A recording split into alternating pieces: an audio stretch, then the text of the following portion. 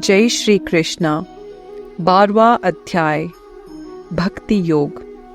दूसरे अध्याय से लेकर यहाँ तक भगवान ने प्रत्येक स्थान पर सुगुण साकार परमेश्वर की उपासना की प्रशंसा की। 7वें अध्याय से 11वें अध्याय तक खास सुगुण साकार परमात्मा की उपासना का महत्व बताया। उसके साथ 5वें अध्याय में 17 से 26 श्लोक तक, 6वें अध्याय में 24 से 29 श्लोक तक, 8वें अध्याय में 11 से 13 श्लोक तक, इसके अलावा और कई जगहों पर निर्गुण निराकार की उपासना का महत्व बताया। अंत में 11वें अध्याय के आखिरी श्लोक में सुगुण साकार भगवान की अनन्य भक्ति का फल भक्ति प्राप्ति बताकर से शुरू हुए इस आखिरी श्लोक में सुगुण साकार स्वरूप भगवान के भक्त की महत्वता जोर देकर समझाई है। इस विषय पर अर्जुन के मन में ऐसी उत्सुकता पैदा हुई कि निर्गुण निराकार ब्रह्म की तथा सुगुण साकार भगवान की उपासना करने वाले दोनों उपासकों में उत्तम कौन है, यह जानने के लिए अर्जुन पूछते हैं।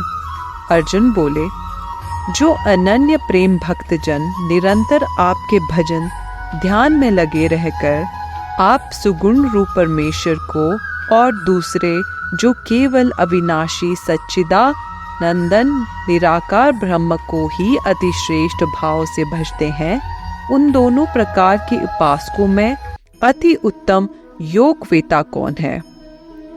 श्री भगवान बोले, मुझ में मन को एकाग्र करके निरंतर मेरे भजन ध्यान में लगे हुए जो भक्तजन अतिशय श्रेष्ठ श्रद्धा से युक्त होकर मुझ सुगुण रूप परमेश्वर को भजते हैं, वे मुझको उत्तम योगी मान्य है।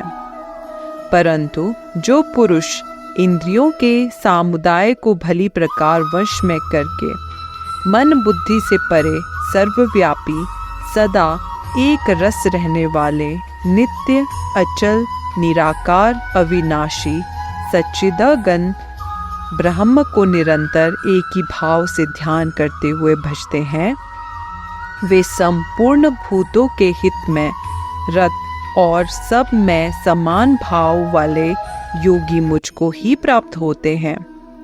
उन सच्चिदानंद निराकार ब्रह्म में आसक्त चित्त वाले पुरुष के साधन से परिश्रम विशेष है, क्योंकि आपको अपना देह विमान का त्याग करना पड़ता है। परंतु जो मेरे पारायण रहने वाले भक्तजन संपूर्ण कर्मों को मुझ में अर्पण करके मुझ सुगुण रूप परमेश्वर को ही अनन्य भक्ति योग से निरंतर चिंतन करते हुए भजते हैं, हे अर्जुन, उन मुझ में चित्त लगने वाले प्रेमी भक्तों का मैं शीघ्र ही मृत्यु रूप संसार समुद्र से उद्धार करने वाला होता हूँ।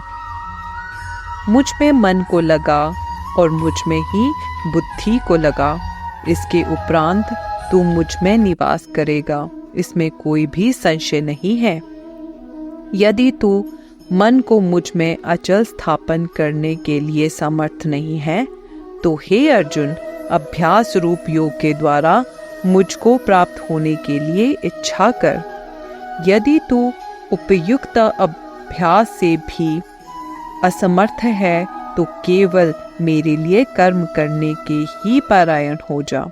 इस प्रकार मेरे निमित्त कर्मों को करता हुआ भी मेरी प्राप्ति रूप सिद्धि को ही प्राप्त होगा। यदि मेरी प्राप्ति रूप योग के आश्रित होकर उपयुक्त साधन को करने में भी तो समर्थ नहीं है, तो मन बुद्धि आदि पर विजय प्राप्त करने वाला होकर सब कर्मों के फल का त्याग कर। कर्म को न जानकर किए हुए अभ्यास से ज्ञान श्रेष्ठ है। ज्ञान में मुझ परमेश्वर के स्वरूप का ध्यान श्रेष्ठ है, और ध्यान से भी सब कर्मों के फल का त्याग श्रेष्ठ है, क्योंकि त्याग से तत्काल ही परम शांति होती है।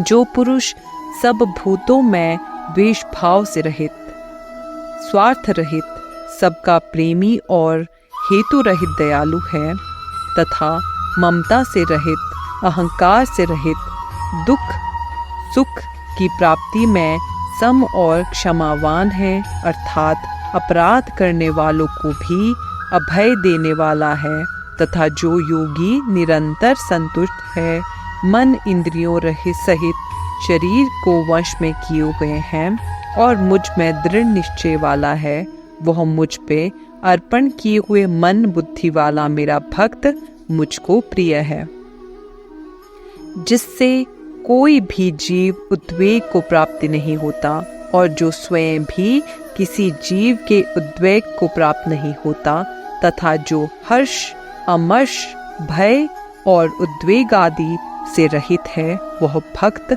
मुझको प्रिय है।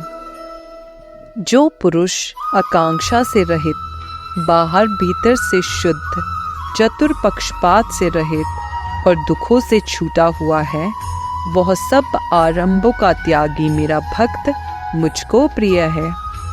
जो ना कभी हर्षित होता है, ना द्वेष करता है, ना शोक करता है, ना कामना करता है तथा जो शुभ और अशुभ संपूर्ण कर्मों का त्यागी है, वह भक्ति युक्त पुरुष मुझको प्रिय है।